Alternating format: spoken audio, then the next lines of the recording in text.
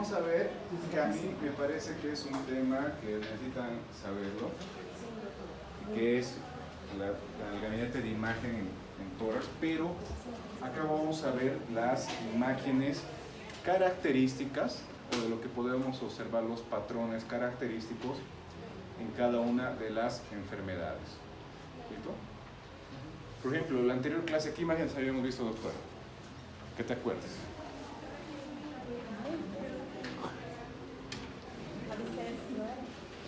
¿Cómo era la imagen que te dio un absceso? Eu devo gravar aula desse doutor que ele ficando. ¿Cómo eran las imágenes de una bronquiectasia? El sábado vimos eso, ¿no? Sí.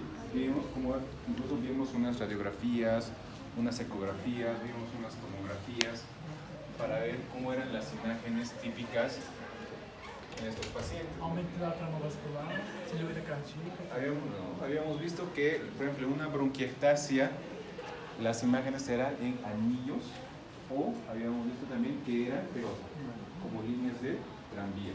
¿Sí o no? Sí. Habíamos visto una correlación también con una imagen ecográfica que también en la cual se veía la presencia del líquido y el nivel hidroaéreo cuando estaba cerca de un bronquio principal. Entonces, vamos a ver las patologías. En radiografía o en imagen tenemos dos imágenes importantes, que son las opacidades y que son luego las radiotransparencias. Entonces, hay un mnemotécnico que es súper fácil para aprendérselo. Hay mucha confusión hasta cuando llegan al internado. No saben qué es radiopaco y qué es radiolúcido. ¿Sí o no? Sí. Sí. Tú le preguntas al interno esta imagen qué es, radiopaco o radiolúcido. La respuesta es no sé. ¿No? Todo es medio complicado. Y a ciertas alturas del partido que la gente diga no sé una cosa que es elementalmente básica. Entonces, hueso blanco, radiopaco. Todo blanco es radiopaco. Hueso blanco, radiopaco. Y todo lo negro es lo radiolúcido. Bien, para partir por acá, ¿qué imágenes vamos a ver como opacidades? O radiopaco. ¿Qué imágenes o qué datos nos van a hacer sugerir que hay esa densidad de radiopaco o opacidades? ¿Qué enfermedades? En pulmón. ¿Cómo? En pulmón. O en Claro, en pulmón o en cerebro. Derrame pleural, doctor. Derrame pleural, muy bien. ¿Después? ¿Bronquiectasias? No. ¿Cómo? Neumonías. ¿Después? ¿Qué más? ¿Cómo? No, tuberculosis no. Fibrosis no. Por ejemplo, abscesos, ¿sabían visto, no? Abscesos pulmonares, ¿no? ¿Qué más? Bronquitis o bronconeumonías, ¿no? ¿Qué más? ¿Qué más podemos ver así como opacidad? Los quistes. Y pues lo vamos a ver que es el último tema para el segundo parcial. Entonces, fíjense que lo que va a diferenciar acá es las características radiológicas que van a presentar estos pacientes. Bien. ¿Y qué veremos radiolúcido? Aire. Muy bien. ¿Qué más?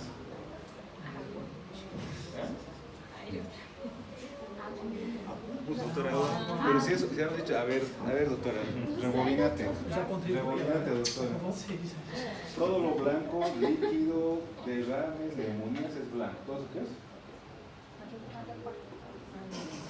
¿Quién es la doctora más perdida? Radio opaco. Radio opaco. Todo lo blanco es radio opaco. ¿Listo? Lo único radiolúcido que nosotros vamos a ver es aire. Nada más. Por eso es que en pulmones, ¿se acuerdan de la radiografía que vimos? Los pulmones se ven negros. ¿No ven? Ajá. ¿Por qué? Porque el pulmón está lleno de Aire. aire. Luego tenemos que ir diferenciando qué características van a tener cada una de las opacidades. Por ejemplo, patrón alveolar. Cuando nosotros vemos un patrón alveolar, quiere decir que hay una fase de consolidación. Las consolidaciones, ¿qué nos dicen? ¿Ok? Presencia de líquido. Por ejemplo, neumonía, derrame pleural, son consolidaciones. Las por reabsorción, lo que habíamos visto, las atelectasis. ¿Qué es una atelectasia? Una enfermedad Una pulmonar. bronquiectasis. Acúmulo, un engrosamiento de la mucosa por destrucción de qué? De las capas musculares de ese cuerpo. ¿Listo? Luego los patrones intersticiales difusos, por ejemplo, en una bronquitis crónica o un paciente asmático. Entonces, el patrón difuso intersticial. Por crecimiento dentro del pulmón, acá ya vemos nódulos y masas. ¿Listo? Nódulos y masas, tumores. ¿Listo? Las radiotransparencias, aquellas localizadas en cavidad o aquellas difusas. ¿Cuál es el ejemplo más típico de una radiotransparencia? ¿Quién sabe? ¿Cómo? No, sí, pero ¿cuál es la patología típica? ¿Cuál es la patología típica? Santiago, ¿vale? Que aparece radio transparente. Claro, ¿cuál es que aparece la atelectasias están acá. En opacidades. Doctor, ¿cuál será? Neumotórax. O sea, habíamos dicho que aire, ¿no ve?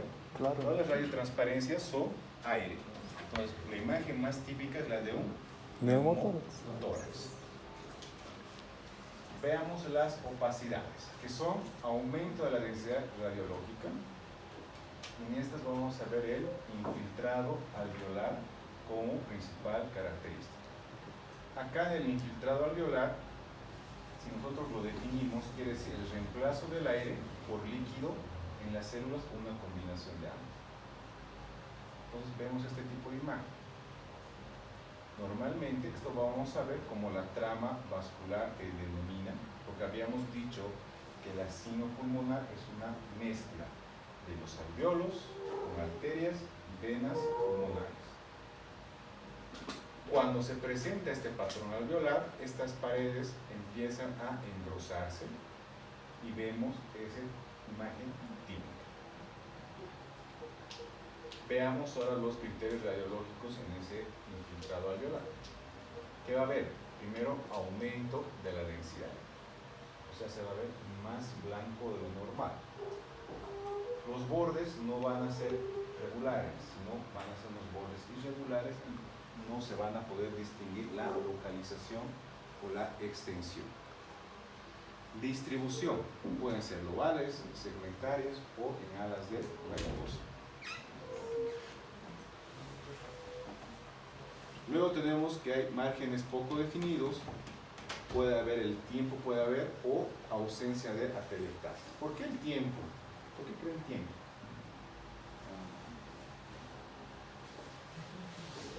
¿Qué tendrá que ver el tiempo ahí? Si es agudo, quizás no veamos todas estas características. ¿Cuándo había dicho que es agudo? ¿Menos de cuánto?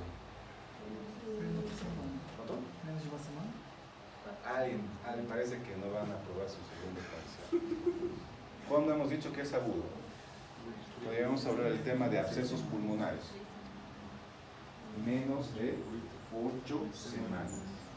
Menos de 8 semanas es un proceso agudo a nivel pulmonar.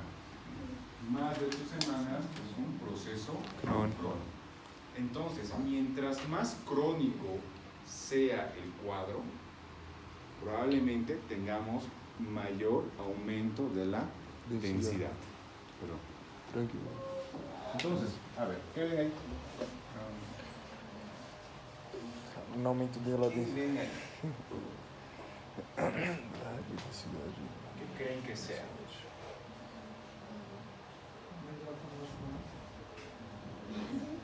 ¿Alguien sabe?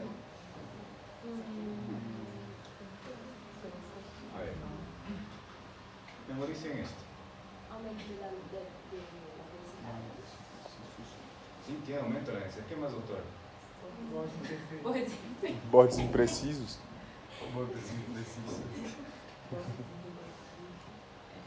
¿Qué más? ¿Qué será?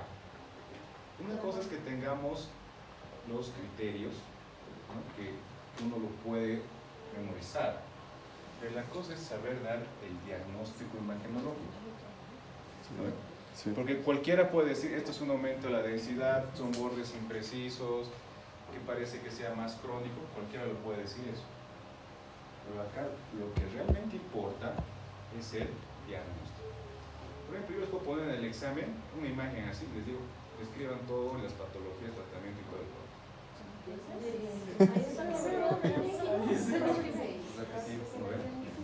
Entonces, ¿qué creen que sea esto? ¿Qué creen?